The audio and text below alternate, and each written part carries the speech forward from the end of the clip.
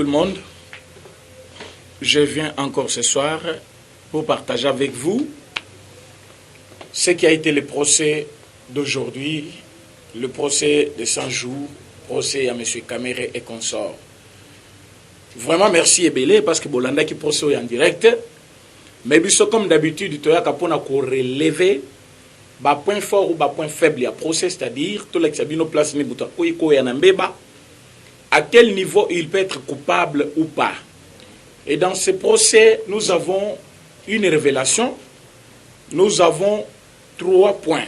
Auto développer Nabino, Obino pe Bolandaki, mais Togoïf Sabino, en droit comment quelqu'un peut être sauvé, soit noyé avec sa propre langue. Quand est-ce que quelqu'un a coquille kozala plaignant, bakangiye, comment est-ce que Moutako kozala accusé, abi qui soit yemoko miteki, makambo tout le monde a procès à l'élo, ils allaient jouer sur le 3 points. Nous avons vu ceci. Na procès à l'élo, il y a eu un don. Le don au bapé si moutou, mais moutapé sa qui don aboyi yango. Don e yaki, yo boyaki yango. Qu'est-ce qui prouve que oboyaki yango? Makambo nazoloba, moutokoloba yango ekozala ministère public na partie civile jour yasuka o bakosala prétoire na bango yasuka pona kokotisa M. Kamere na prison. Quand est-ce qu'ils vont parler de cela? Tango bazali ko accumuler ba fenyonso conséquences ya ko samba na ye ba ko renure mena ba infraction contre lui jour wana de jour ba kozwa sikoyo o balobaka pénalité ba pesier. Qu'est-ce qui se passe? Tango bazali ko benga M. Jamal batuniye soki ayebi Madame Soraya, mademoiselle alobi na yebi yete, mais na yebi un certain Daniel. Quel Daniel? A tamboul na kombo musikate, mais ba révélé ye Daniel Massaro. Alobi, je le connais, il est ami à mon fils. Donc Massaro était déjà ami, même il y a fils, il y a M. Jamal. Connaissez-vous mademoiselle Soraya Alobi? Non. Est-ce que tu as cédé ta parcelle à toi? M. Jamal Bomone abimisi libino document signé ba imité signature nae na batumuso balinga ba yi parcelle nae. Est-ce que M. Jamal avait-il saisi la justice pour parcelle nae? Ezale qui déjà mise en vente par batumoko boy o ya kangaki avec faux documents, avec signature ya Lukuta? Non. Il a eu ces documents où l'authenticité n'est pas demandée dans ce procès. Bolanda qui procès nangai. Mais bopé samato ipo boyoka koma ba élément monsieur lo ba miwanate mais ali ba élément témoin we kobima jour yasuka avant yangona moni procès ke malamu mingi lelo procès moko ya isengo. Dans quel sens? Quand ndenge bomona ki partie civile balobi la défense de M. Kamere bazala ki net défense moko révélatrice ba bimisi bango moko ba notion ba élément ebele par rapport à ce dossier. Je veux vous dire que ces dons étaient bel et bien là. Dont ils allaient une maison. Ministère public, na partie civile, les avocats de la République, baza déjà na document. Yandenga pesaki lupangu et Motu apesaki lupangu place à Salaka. Kombo ya Mutuana Kanyemesha. Mais c'est Kanyemesha, c'est quelqu'un qui fait tout. Où est allé document parcellaire ya M. Kamere? À Salaka, quelque part, Bino Boyebi. Et M. Kanyemesha est connu déjà par le ministère public, il est connu par partie civile ou les avocats de la République, et il a même été déjà interrogé. Na surprise, M. Kamere Lelo. Sobo talibien, Nenga Bandaki avec arrogance au début, vous verrez qu'à la fin, il a commencé à adoucir Yemogo. Il a senti qu'il y a vraiment des éléments de culpabilité, jusqu'à dire Boti Kangai na lobavi nangai en danger. Parce qu'il a compris que Vinaye réellement est en danger, il faut qu'il se défende vite. Jusqu'à dire bino boko kende, menga na kotika lawa, na kola lawa, boutika ngamoko na misambela. Ce qui montre que azo samba avec motema mobimba pour qu'il abima, mais les bouliers mouka timbula qui est déjà monen. Qu'est-ce qui se passe? Je vais vous dire une chose. Nous sommes en train d'assister à un procès très intellectuel. Bote là-bas, avocat naïe. Na partie civile, procédure n'engezokende. Bamsou bamonaki comme si parti à Cameroun bazo dominer nani ministère public soit parti civil. Mais je vous dis depuis émission ça qui la fois passée que ministère public il s'est fait fou pour avoir les informations.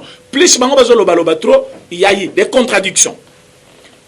Monsieur Jamal en disant qu'il ne connaît pas Soreya, mais il connaît monsieur Daniel. Daniel a mis à son frère et à son enfant Lupangu nayo. Yo moko moto pesi angote. Moi nanayo azana document parcellaire na yo fiche parcellaire te. Mais document wana ba falsifier yango pour ba pesa mwana ya mutu moko boyi.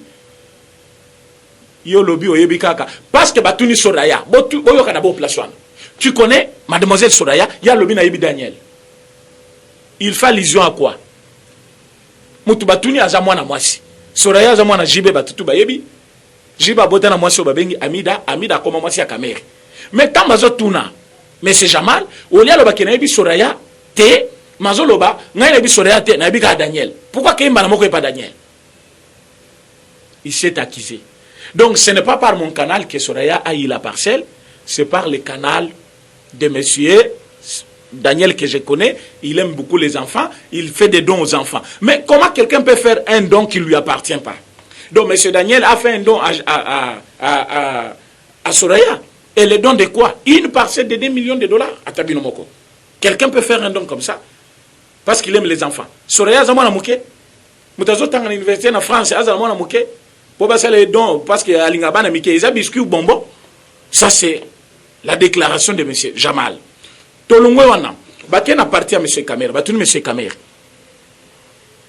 Est-ce que tu connais Soraya? Lobby, c'est ma fille. Oui, c'est la fille à sa femme. Même ceux qui ont botagué dans Mobile Moussous, c'est son enfant. Pourquoi le c'est sa fille? Oui, c'est sa fille. Il est le mari de sa mère. C'est sa fille. Mais comme c'est sa fille, il y a une question.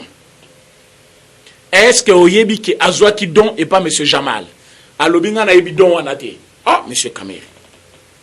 Il fallait aussi kawana. Il y a lobby à yebi don wanate.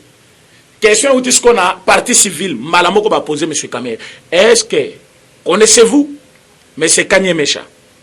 Atouni, quel Kanye Mecha? Quel Kanye Mecha? Bamba Lobi, Kanye Mecha Oyoye Biwana. Est-ce que tu le connais? Un certain Kanye Mecha qui a toujours fait tes documents.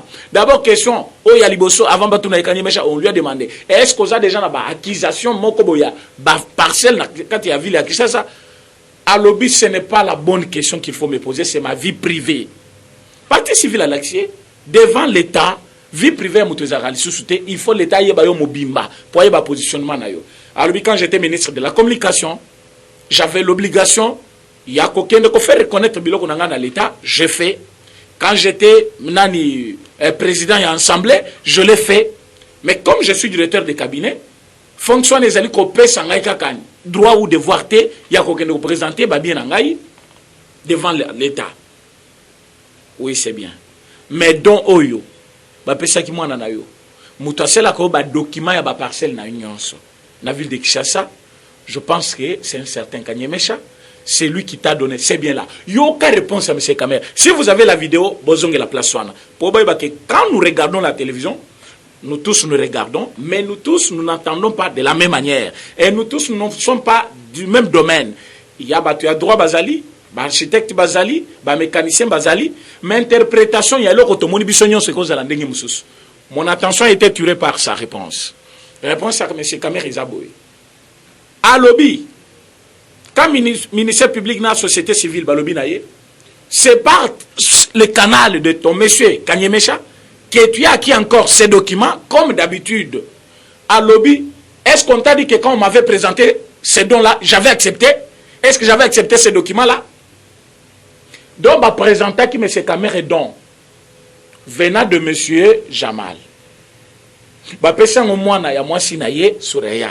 Il y a lobby, est-ce que tant que pesa qui donne, est-ce qu'il y a un animal qui ango?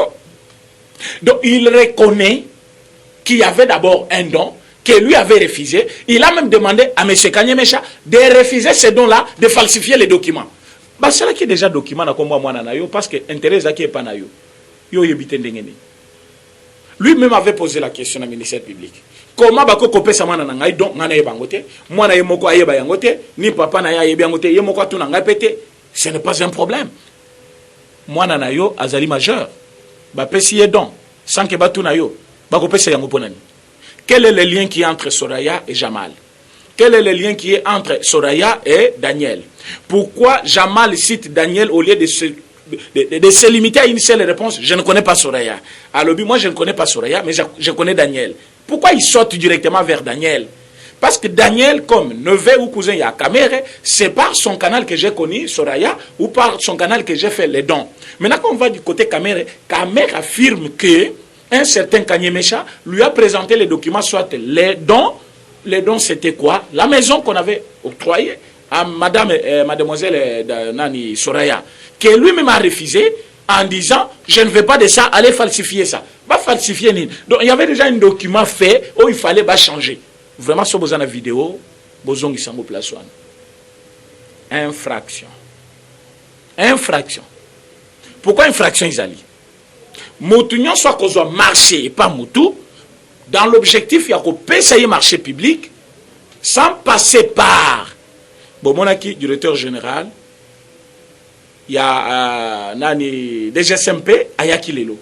Ayaki Gosani. On est basali pour contrôler gestion de passation de marché public. Mais Yetango, à mon acquis Donwana, il avait signalé à qui? Il est allé loin jusqu'à citer président chef de l'État. Autant à mon acquis on a Facebook, n'a tiré copie, n'a qui collecté chef de l'État. Chef de l'État qui t'a posé une question. Alors mais comment bapesi commis comme Soraya Mabe? Ah, Kamere pena yo zo sakana mokonza mboka mingi Kamere va jusqu'à dire tant à monaki publication dans Facebook, c'est là qu'il a appris que bapesa qui donne à mademoiselle Soraya, il est pas kenda qui kuna a tiré copie a imprimé yango a collecté chef de l'État. C'est ça mon salaire directeur de cabinet. Et tant que le chef de l'État peut le bino, mais bah comme comment Soraya Mabe. Donc chef de l'État à mon union sauté à Monica Kande ba comme Soraya Mabe. Après tant que y a eu copie à zongi nango atali copie à l'obi mais qu'est-ce qui se passe? Abengi mwana boui. Mais Soraya pas aux la témoin ba gobenga ye na madame Amida parce que ba témoin sur lobby, je pense que ba kolega. Bino moko boko mensonge à caméra nenge kobi. Comment mais c'est Jamal ne reconnaît pas Soraya, ayebi directement Daniel. Or Daniel ndeko ya nani ya caméra. Mais quand caméra on lui demande oyebi mais c'est kanye mecha alobi ayebi été. Après je le connais. Après ayaki kopé sangay donc naboyaki an. Mais donc ba pesa ki Soraya. Mais Kanye Mecha, c'est le monsieur qui fait tous les documents de monsieur Kamere. N'a pas parcelle de l'Union sur Kishasa. À Salaka Wapi. Boyebi yango. À Salaka, Kanye Mecha, je pense que je parlais de lui longtemps. Boyeba que parce que place son infraction à ma casse. Du fait que monsieur Kamere reconnaît qu'il y avait un certain Kanye Mecha qui lui a proposé ses dons et lui avait refusé, ce qui montre que Ndako Elungwa qui est déjà Maboka Soraya, il y a Jamal appelé Sang Soraya.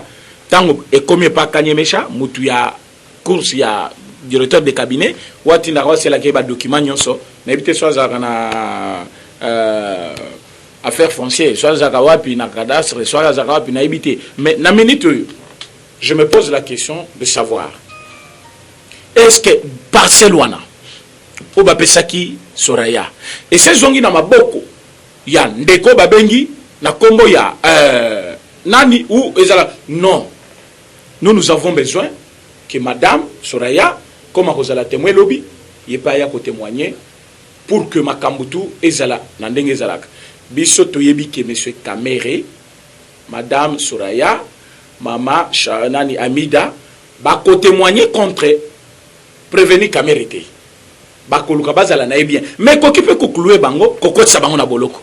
Pourquoi Koko Tsabana Boloko? Parce que Ndeko Babeni na Kombo ya Kanye Mecha a déjà entendu par ministère public et partie civile. Donc, baza déjà na ba réponse. Yangwa moni maître Koko a lobby na bango. Tant où il y a lobby a yebiye. Et où est le problème? Ça c'est Kamere qui demande toujours où est le problème. C'est la question qu'il pose trop. Mais quand il dit où est le problème, il n'est pas yebi. Non, non. On voulait juste préciser les choses et vous allez entendre ça de sa bouche. Nabi ki akoluka Kanye Mecha lelo na butu denga sali na secrétaire général il y a ministère il y a nani développement rural.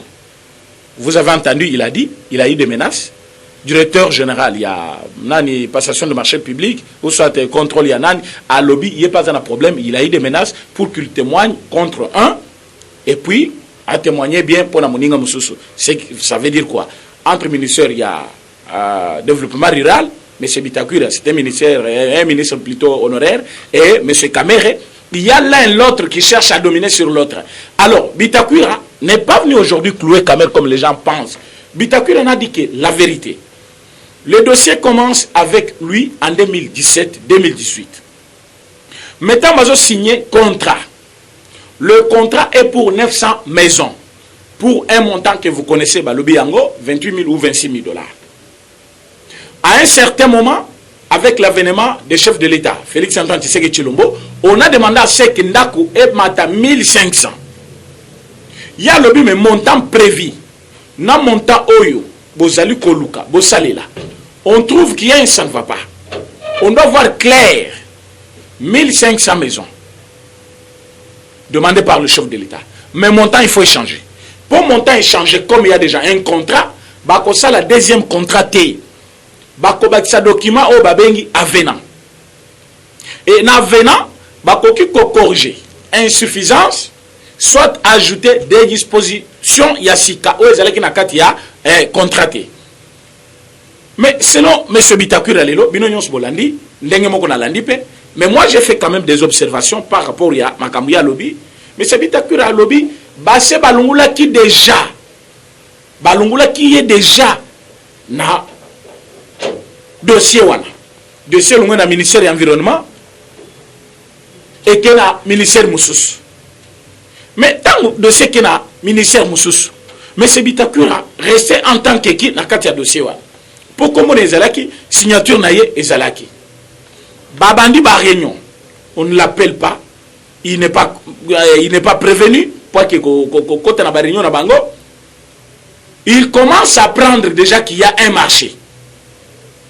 Mais l'avenant, il fallait seulement avec Moutoua Banda qui marchait, avec Debi ya contrat, ou qui contrat qui pour combien de pièces de maison, ou qui combien de millions de dollars il fallait donner. Mais il trouve l'avenant, il fallait basala Mbongo Elungwe 1900 maisons, 900 maisons plutôt. Pour 900 maisons, 28 millions de dollars ou 26 000. Mais tant qu'ils ont atteint 1500, différence à 600 maisons, et comme il m'a 57 millions. Lui se demande, avenant wana, ils ont une importance ou pas. Yangozo Kabazo Bengango, souvent, non-objection de l'avenant. C'est-à-dire, à l'ingité, basa l'avenant, parce qu'il y a dit avenant wana. Dès lors qu'avenant, ils allaient contredire même montant, parce que montant wana, ils ont pour combien de maisons, et pour quel prix. Vous avez entendu M. Kamel vous dire que, oh, Ndako Bango Basengaki, et pas M. Bitakura, ezaki catégorie B, ce qui veut dire Yamabe, Ndako Yamalamu, ezaki o Bango Basengaki catégorie 1, il fallait coûter cher, Yango Monta et Mataki. Et tout ça, il fallait la contenu n'avenant. Mais tant que Bazo Talamena avenant, Yaboye qui salaire avenant. Parce qu'il était ministre, bien sûr, dans un gouvernement démissionnaire. Alors, Yemoko, comment qui va spectateur, Moutazaki na charge à ma camion directeur de cabinet. Donc, Yemoko, comment qui premier ministre, Yazo Sala Nyonso. Parce que, petit ce qui déjà va ministère, dépense mon kobatika na ngokaka, paye à personnel.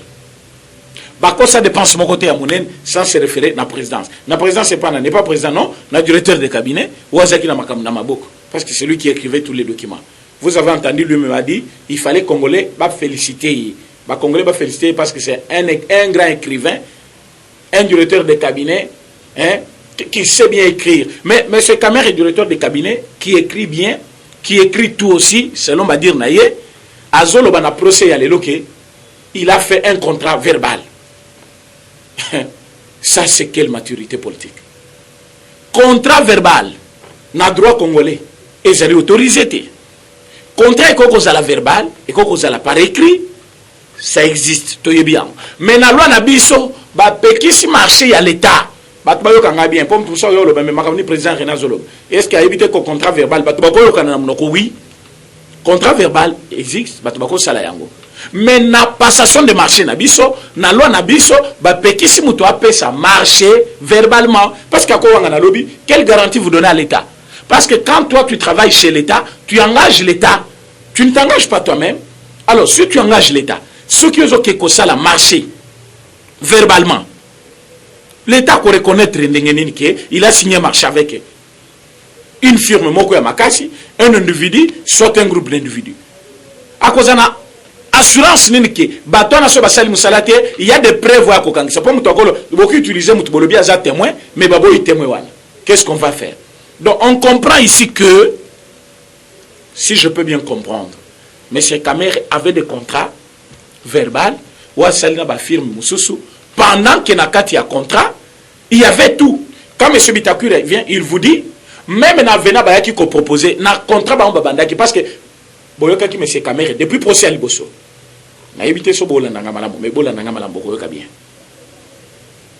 M. Kamer avait dit atikala ko signer document mon côté muto apesi Jamal marché ayebiyete tango ba signer marché et pas Bitakura na Jamal yazala kana directeur de cabinet donc c'est Bitakura qui connaît bien le dossier mais Bitakura lobby tango apesa qui marché c'est-à-dire mbongo ba pesa qui nyonso ezaki na carte toute taxe comprise ah Bitakura on n'a jamais été d'accord avec toi mais aujourd'hui quand même ba congolais nyonso ba yoki va comprendre que tu es venu appuyer la justice tu as dit que la vérité Bitakura a dit nakati ya 57 millions on va proposer qui est pour ba matisa toute taxe comprise même na montant ba on va payer qu'il bosso pour 900 maisons toute taxe comprise mais vous avez entendu aujourd'hui monsieur Kamer vous dire que il y a quoi inventé route tango yaki na Congo tango zalaki directeur de cabinet ayebi ke Congo yende a supporter ka marché na nyonso ce qui biloko yé mais tango batu bayokani ki montant to pesu ezali montant ya kosomba bandako na Istanbul ko ya nango awa ko ériger yango. Donc l'érection il y a ba maison on a préfabriqué il fallait salema na kaka montant ba pesa ki wana il ne fallait pas que le gouvernement congolais abimsel sombongo mususu mais quand vous regardez vous voyez monsieur Vital vous dire aujourd'hui que mbongo oyo ba pesa ki monsieur Jamal il fallait sala misala à un certain niveau il fallait le gouvernement congolais abimisa mbongo mususu comme Congo akofuta mbongo te ya ko pesa kaka ordre na ba douane na ye po biloko wana efuta te. Oh, bah, bengi exonération. Donc, bah, exonérer nini, bah, exonérer marchandises, non, il y a M. Kamer où il fallait et quota, et il y a M. Jamal.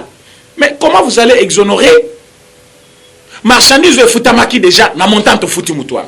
Donc, to futi mutu mongo, pour qu'assommer la biso biloko na Chine, ayanango, mongo nyonso ya ko futi la biloko wana to futi, biloko ekomi na douane, ya lobité, biloko il faut futa lisusu, auto corriger mon avena. Ezaki mensonge pour bali ambon. Mais quand ces gens ici, bazali kotuna kaka ministère public, bazali kotuna kaka partie civile, wapi infraction.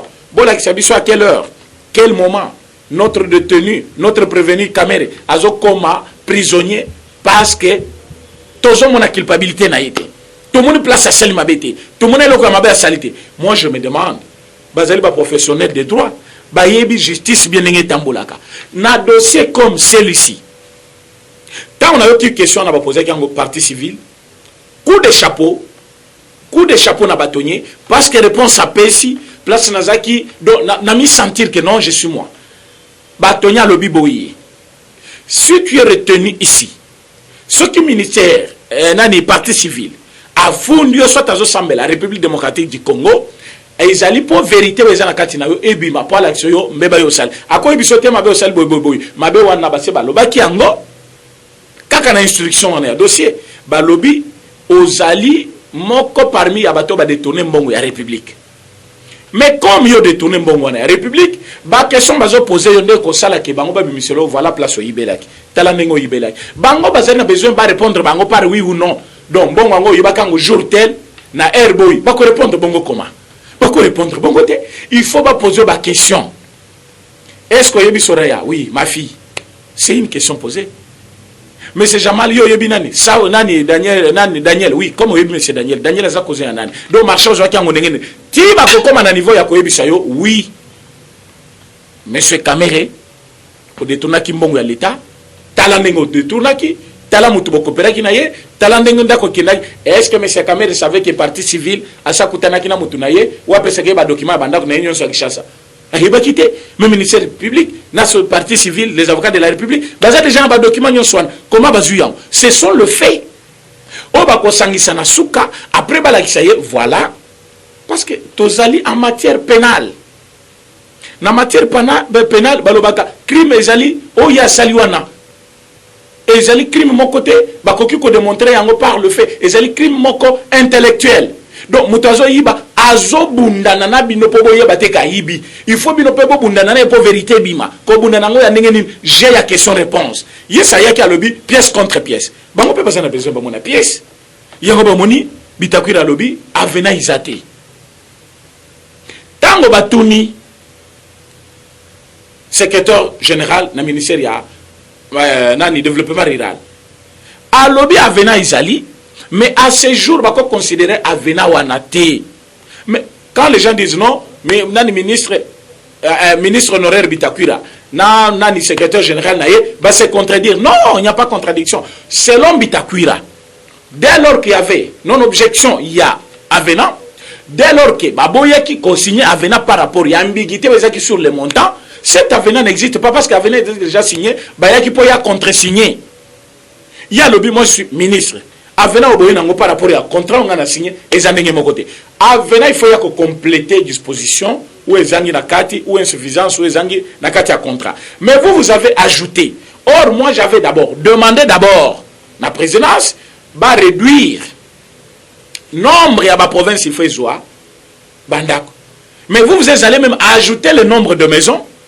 Ou au-delà même, plus même des doubles, il y a Bandak où il fallait, tout ça là, il y a 900 maisons. Vous avez doublé à 600 maisons, à 1500 maisons, mais montant au PC, double même il y a, où il y a 900 maisons. Or 900 et 600, vous voyez quelle différence, il y a plus de 300 maisons. C'est trop.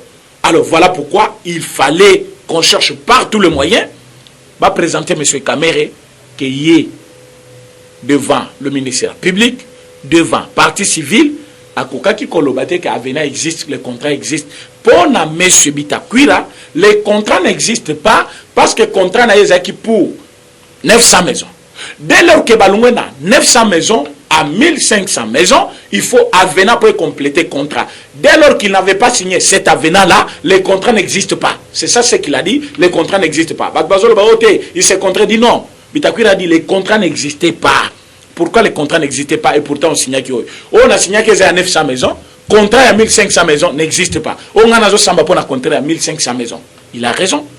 Secrétaire général Naï, il faut à la Kissa. Comment 900 maisons à 1500 maisons, il fallait avenir en Ezal. Il a dit à ce niveau ici, l'avenir n'existe pas. Parce qu'on n'a pas réduit le... Vraiment, et le koyo, je pense qu'il y a un bétango, mobimba lobby, parce que bon, processil na retard. Baminda, ils allaient poser parfois problème kotoyo. Tous en a besoin, na le belango mingi na lokito Congo, lelo, isusu. Donc, Bokolanda, mobimba, ya procès bien qu'il continue lobby, mais par rapport à o eleki lelo, na lobby faut na pese la vérité wana. Pour comprendre, ndengeni azali kokende, na kwa cheminer yemoko, na komifunda, plus il parle trop, azali ko s'accuser davantage. Quand vous regardez ce qu'il est en train de dire contre Bitakwira, et oh Bitakwira azali koloba contre lui, vous trouvez que Bitakwira n'était pas associé. Mais lui, il a chargé Bitakwira, audience à 25 Mobimba, a chargé qu'à Bitakwira. Mais Bitakwira, quand il est venu aujourd'hui, il a dit qu'il n'a jamais été ni de près, ni... parce que tant vous allez charger, et ça qui pour que audience y allait là, Bitakwira. Mais quand Bitakwira vient, Nani Moutou Aliboso Aboyi, alors bidon, Azaki, président du regroupement politique Mokonangaï, groupe parlementaire Mokonangaï, la carte à parlement. Mais aujourd'hui, Bitakwira a témoigné, c'est son droit le plus légitime, au yoba pessier les lots. Au Téboko témoin, parce qu'il n'est pas signé Kikuna.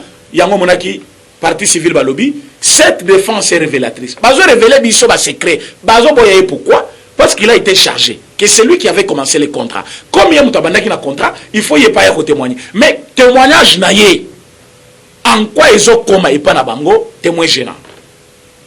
N'a ko expliquer comment azali kokota na prison. Je vous ai dit du fait que secrétaire général ou a participé na ba réunion sur monsieur Kamere à Salaki à lobby que à ce jour ici cet avenant n'existe pas. Mais bazo sambelani. Bako samba par rapport il y a 1500 maisons na montagne à 57 millions de dollars. Mais c'est que l'avenant ici n'existe plus parce que ça n'a jamais été signé et cet avenant n'a corrigé aucune disposition. Il y a premier contrat parce que Moutou il fallait assigner yango baboyaka yango finalement donc contrat exacté. Mais bon elle était bimakinde. Il fallait qu'on justifie ça dans l'avenant. Comme on justifie yango de azolo infraction. Azoko ta prison. Boyoka nengazo ta prison. Na olobelango lobby na Lokitua Congo TV bo s'abonner kuna na kolobelango mingi bino moko bo comprendre que o tozali ko kende ezali suka masolote boyoki nengazo citer chef de l'état o te sur l'ordre sur instruction de instruction yanani ya chef de l'état. Le programme aussi de 100 jours, c'était le programme du chef de l'État. Il ne fait que citer, pour comme attendre à niveau en matière pénale, barobenga chef de l'État, akoyate. Pour la batunya so bayibi durate boye bayango lelo, na matière de bazo samba. Bakoti kala robenga chef de l'État répondre pona yangote. Chef de l'État ko répondre kaka pona haute trahison. Or, na matière oyo, haute trahison jamais causal. Haute trahison ils a pété. Et bakoki jamais ko sambise na institution ils ko sambise. D'où M. Kamere est en train de vouloir montrer aux gens qu'il est protégé par la présidence. Pourtant, sans cette qualité-là comme travailleur de la présidence, n'est pas ça qui est dossier. Mais il a mal géré. Donc, monsieur va tout droit en prison. Mais tout ce qui s'attend, nani émission elle est lotée sans que tu aies sabino que tozali na dossier à monene pour bino bolingi kaka procès à Kamere. To peseli yango mais boyeba que tozali na pétition tozo sala contre loi portant protection ya monsieur Kabila. Loi portant immunité à parlementaire, il faut ici là. Tozali na kati ya kosala loi oyo, tozana kati ya kosala loi, nous avons besoin que bino nyonso bo comprendre que les londenge tozaboyi. Etikali des jours pour to pesa yango, toza qui n'a besoin ya moyen ndenge tolobaki yango depuis le début que batu nyonso o balingaka Congo ba contribuer. Ne demandez pas plus d'idées, bo pesa ba idée, bo contribuer. Nous avons besoin d'argent, de l'argent.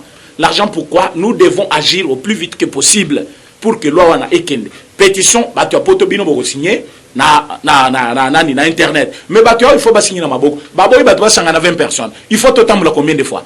Alors na boya ki ko souffrir lokola ya tambo bamba ya onda senga ki bino aide. Motinyo so monika lingi Congo, c'est le moment atina moyen na ye to se pelisa ba congolais to kanga munguna wazali protégé par la loi.